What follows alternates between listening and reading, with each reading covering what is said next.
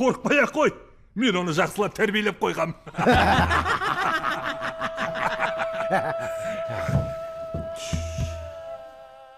Жылдыз атты жас қыз бір шалғайдағы ауылға келін болып түседі. Бірақ енесі оны бірден жақтыртпайды. Күндер өтеді, Жылдыз бала көтере алмайды, және бұл енесінің ашуына тағы тиеді. Бірақ проблема бұл емес еді.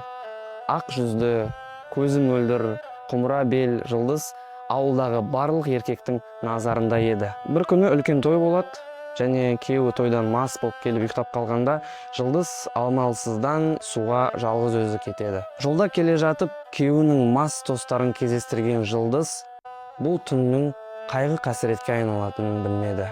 Мас еркектер Жылдызды ұрлап, айдаладағы үйге апарып, қаршадай қызбен білгенін жасайды. Бұл тозақтан әрең дегенде аман-есен қалған қыз үйіне келгенде, күйеуі тапаншасын алып, оларды өлтірем деп жатқан кезде шешесі оны тоқтатады. Адам өлтіріп, күнәға барма. Елге қарабет боламыз ғой. Мүмкін әйелің өзі барған шығар, деп келіннің арын одан әрі таптайды. Бұл сәтте Жылдыз бірақ шешімге келеді.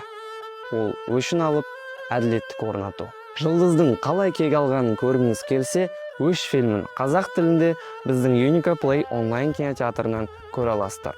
Алғашқы 30 күн тегін.